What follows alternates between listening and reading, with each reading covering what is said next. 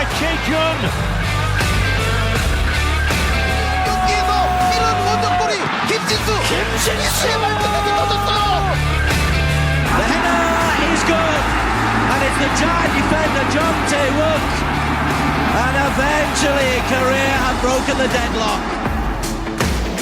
You're listening to the K-League United podcast, proud partner of Football Nation Radio. Hello, I'm Ashley Carr. Welcome to The Weekend, a bite-sized preview edition of the K-League United podcast. I'm Paul Neat, and we start with the latest news. Due to a player testing positive for COVID-19, Daejeon Hana Citizens' 2 remaining matches in K-League 2, as well as the playoffs, have been postponed for 2 weeks. It was reported on Tuesday that a first K-League player was found to have contracted the coronavirus. Daejeon City government on Tuesday confirmed that a man in his 20s, who is a key player for Daejeon Hana Citizen, is indeed COVID-19 positive. 3 players reportedly travelled to Seoul after Daejeon's win over the Jeonnam Dragons last weekend, where they came into contact with a person who was later found to have contracted COVID-19. 1 player has the virus and will be in self-quarantine for 14 days. A first round of tests was carried out on Wednesday among other players and staff who he may have come into contact with, but all results came back negative. Daejeon were due to take on FC Anyang this Saturday for their penultimate match of the season. However, this match will now go ahead on Tuesday, November the 17th. Details of all these rescheduled matches can be found on K-League's official Twitter. Meanwhile, in K-League 1, legendary striker Lee Dong-guk has announced that he is to retire at the end of the season. Lee is due to make his final K-League appearance in the round 27 clash against Daegu FC on Sunday after a glittering career. Speaking via Jeonbuk's official website, the striker known as Lion King said that he sees his retirement as a new beginning and not an ending. Perhaps it is the circle of life, but in a career that has spanned over 22 years, Lee is the K-League's all-time leading goal scorer with 228. He has 7 K-League winners' medals to his name and 1 ACL title. Meanwhile, Jeonbuk Hyundai Motors find another gear. A 1-0 win over title rivals Ulsan moves Jeonbuk to the top of K-League 1 for the first time since round 10 in July. Jeonbuk and Ulsan headed into Sunday's clash level on points with 2 games left of the season. A win for Ulsan with their superior goals scored tally would have all but sealed a first title in 15 years. However, an error from former Green Warrior Kim Ki-hee allowed Mo Barrow to nip in and score the winner just after the hour mark. To clinch a record 4th consecutive title and 5th in 6 years, Jeonbuk need just a point at home to Daegu FC on Sunday. Killer Instinct, Namki-il's Jeju United all but sealed an instant return to K-League 1 over the weekend, beating second place Suwon FC by 2-0 on the island. Heading into the match, the Tangerines were 3 points clear, but goals from Lee Dong-yeol and Jin Sung-uk gave Jeju a 2-0 win to earn a 6-point lead at the top of K-League 2. Jeju face Seoul Eland this Sunday, and a point will be enough to earn automatic promotion. The greatest of great escapes. Defeat against Busan I Park on Saturday would have been enough to condemn Incheon United to relegation for the first time in their history. However, despite trailing to Busan with 15 minutes left, the Blue-Blacks scored 2 in quick succession to turn the game on its head. Kim Dae-jung and Jung Dong-yeon were on the score sheet to help earn Jo Sung-hwan's side their fair share of the spoils. A win against FC Seoul on Saturday in the Gyeonggi derby would be enough to secure survival for Incheon. Every Son, Flick and Harry in the Premier League, Son Heung-min simply cannot stop scoring, and seemingly with Harry Kane exclusively teeing him up. The South Korean national team captain bagged Tottenham's winner in the 1-0 away win over Burnley on Monday night to go 5th in the table. Son nodded home from close range, latching onto a flick-on from Harry Kane. The two combined for the 29th time in the Premier League and are second in that regard only to Frank Lampard and Didier Drogba from Chelsea with 36. Son is now the Premier League's leading goal scorer this term with 8 goals for the season so far. Bell ends upset. Colin Bell's South Korean women's national team ended any chance of an upset against the under-20 side on Monday by running out 2-0 winners, 3-0 on aggregate. With a narrow 1-0 lead, the stage was set for a comeback from the under-20s. However, the second leg of the Team Bell versus Team Jongjae match ended in a 2-0 win for the senior side with goals from Che Yuri and Chu Hyo-ju. Gimhae Summer Lovin'. Gimhae City sealed first place in K3 following a 1-0 win over Gangneung City on Saturday. Former Suwon Samsung Blue Wings midfielder Kim Eun-sun grabbed the game's only goal 3 minutes from time to secure a place in the championship playoff. With no promotion or relegation to and from K-League 2 yet, the team which finishes top in K3 qualifies for the championship final, similar to the KBO Korean series in baseball. Gimhae have a whole host of former K-League players among their ranks, most notably centre-back An Jae-jun, formerly of Songnam and Daejeon, as well as former FC Seoul striker Park Hee-sung. Speaking of FC Seoul, the capital club are safe from relegation, but their opponents this Saturday certainly are not. Taking us through the marquee match, as well as pinpointing the player and team to watch throughout the final K-League 1 round of the season, is Ryan Walters.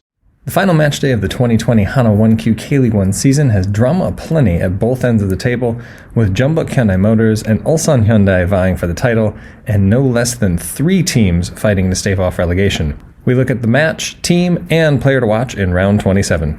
History has its eyes on Jeonju this Sunday as defending champions Jeonbuk Hyundai Motors host high-flying Daegu FC. After seeing off Ulsan Hyundai for the third time in 2020, Jeonbuk merely need a point to secure their record 4th straight K-League title this weekend. They would not only become the first club to win 4 in a row, but would also surpass Songnam FC as the winningest side in league history with their 8th title. Having already beaten Daegu 2-0 on 2 separate occasions this year, the stage seems set for another trophy celebration in Jeonju. However, this is not the same Sky Blues side Jeonbuk last faced in August. Most notably, they have MVP candidate Cecina back in the lineup and in fine form. In a match that had no real effect on the league table and nothing more than bragging rights on the line, Daegu put in their best post-split performance, beating a red-hot Pohang Steelers side 3-2 last time out. Rising to the occasion, Cecina put in a man-of-the-match performance, completing his brace in the 86th minute to nullify Stanislav Ilyachenko's leveler just 1 minute earlier. Dejan Damjanovic also netted in the match, bringing his K-League goal total up to an astounding 198. The Montenegrin striker was part of the FC Seoul squad that spoiled Jeonbuk's party on the final day in 2016 to lift the title,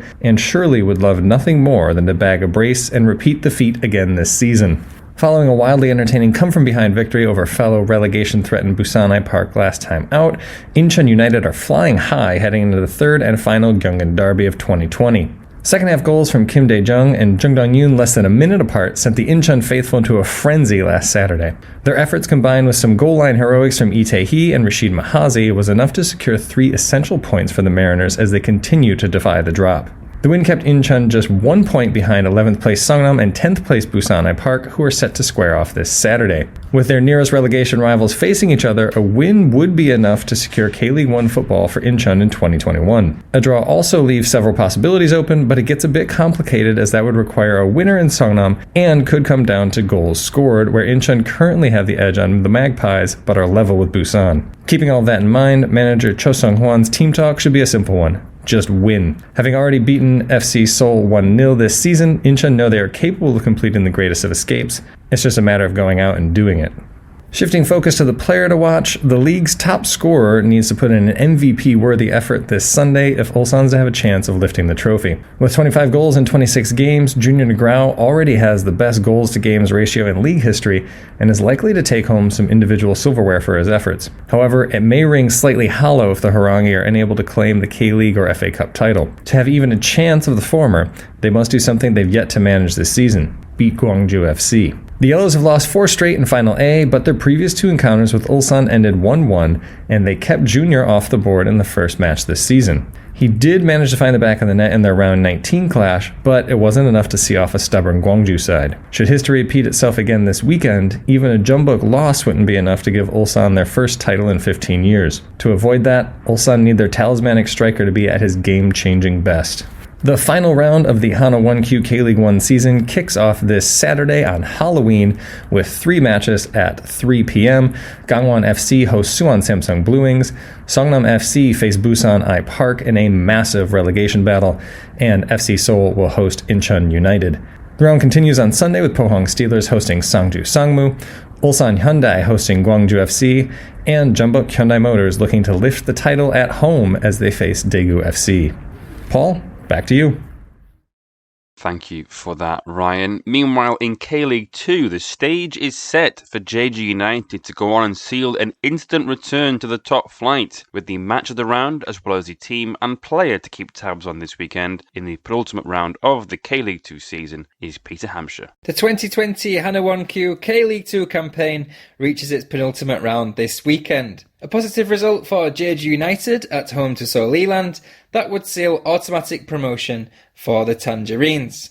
Elsewhere, there's still plenty of juice left in the race for the playoffs, which is as tight as it could possibly be. Which teams will make up the two available playoff spots? That depends on what will happen over the course of the weekend. Let's look at a marquee match then. Well, it's going to have to withstand some strong winds as it's down on the island as Namkyeol's Jeju take on third placed Seoul Eland. There are huge promotion implications at stake when Jeju open their cage to the Leopards in Sogwipo on Sunday afternoon. Last weekend, Jeju edged out Suwon FC in a 2-0 win, which widens the Islanders' lead at the top of the table to 6 points with 2 games left. With Namkyeol's men having scored 2 goals fewer than Suwon, United are left waiting to officially confirm their promotion back to K-League 1. A point against Seoul Eland, or anything less than a win for Suwon against Gyeongnam, that would do it for Jeju. However, with a 14-game unbeaten streak to their name, Jeju will want to be in charge of their own destiny for sure. Standing in their way then are Seoul Eland, who sit in third position themselves with their own promotion aspirations. The Leopards, they're in good form, having won 3 of their last 4 and with just 1 defeat in their last 6. However, with just 2 points separating Seoul in third from Jeonnam in 6th, there is certainly no margin for error. A win, coupled with results elsewhere going their way, and Seoul could seal a playoff place for the first time in 5 years. A defeat, however, with wins for Gyeongnam and Jeonnam, that could mean Seoul drop out of the playoff places heading into the final match day next week. Jeju and Seoul Eland, the pair actually met on the opening day of the season, also on the island, where the two sides played out a 1-1 draw. Your team of the weekend then, who to look out for? They come from the southeast, it's Gyeongnam FC. After last weekend's dramatic comeback win over Bucheon FC 1995, Gyeongnam FC moved back into the playoff places. So-hyun's side, they look dead and buried, trailing 3-1 with around 4 minutes of the 90 remaining. However, goals from Ko Kyung-min on 86 minutes and Baek Sung-dong's 90th minute penalty, which restored parity, they've both preceded Chae-jun's 94th minute winner. The Reds have their tails up, sitting in 4th, and head into this weekend's clash with Suwon FC. As a team, Gyeongnam are the 3rd highest goal scorers in the division with 38. Winger Hwang Il-soo, he is joint 2nd in terms of assists this season with 5, while Baek Sung-dong is 4th for shots and also for shots on target this term. The comeback win over Bucheon, well, that could be just the little push that the Changwon-based side needed to go on and secure their place in the playoffs. A player to look out for this weekend then is a striker, it's Lee Jong-ho. The race for the playoffs, it's more akin to a scrap than a straight sprint this season, and with just 2 games left, 4 teams are all jostling for just 2 remaining spots. Jeonnam Dragons are one of those, and Lee Jong-ho returned to K-League and rejoined the Dragons prior to this season. The Gwangyang Rooney, as he's known, has 4 goals to his name this term, including 1 in the 2-1 defeat to Daejeon last weekend. If there is ever a player who befits the situation which Jeonnam find themselves in, it's Lee Jong-ho. Fans, we want to hear from you. You're encouraged to email KLU at info@kleagueunited.com or tweet at KLeagueUnited with any questions, comments or reactions. Or follow us on Facebook to ask directly during one of our live shows. Thank you very much for that, Peter. And a reminder of the fixtures this weekend. The first match is on Saturday at a 1:30 kickoff. Suwon FC at home to Gyeongnam FC. And then later in the day, Bucheon FC 1995 are at home to Chungnam Assam with a 4 p.m. kickoff. Then on Sunday, the first day of November, Jeju United are at home to Seoul Eland at 1:30, and the Jeonnam Dragons host Ansan Greeners at 4 o'clock. Of course, the game between Daejeon Hanan Citizen and FC Anyang has been postponed until November the 17th. The Korean women's national team, the Taegeuk Nangja, were 2-2 from the Olympic qualifiers earlier in the year, but won just once in the EAFF E-1 Championships at the tail end of last year and endured a tough time in the Women's World Cup. Late last week, I spoke with West Ham United women's midfielder and Korean international Cho So-hyun to find out what was needed for the team to improve their fortunes in the long term. Here's what she had to say. 14 is the number I was given when I first started to play football, and I used to wear it until I moved abroad. It reminds me of the mindset I had at a very early stage in my career, and I have lots of fond memories of winning trophies, so the number has a special meaning to me. 그래서 저한테는 조금 많이 큰 의미가 있는 번호예요. 제가 냉정하게 딱 봤을 때는 I think more Korean players should go abroad and compete with other international players week in, week out to develop. I reckon Korean women players are skillful but lack international experience, physicality, and situation awareness and decision-making, mainly because of lack of international football at senior level. Of course, it would be difficult to adapt, but it'll ultimately help them develop. 선수들을 하게 되면 좋은 경기력 보여줄 수 있지 않을까 생각해요. That is it from us for now. Thank you very much for tuning in. Written previews can be found on kleague.com and kleagueunited.com, and we are on social media, all at K-League United. And to find us, the link is, as always, in the Bruno bio. Until next time, goodbye.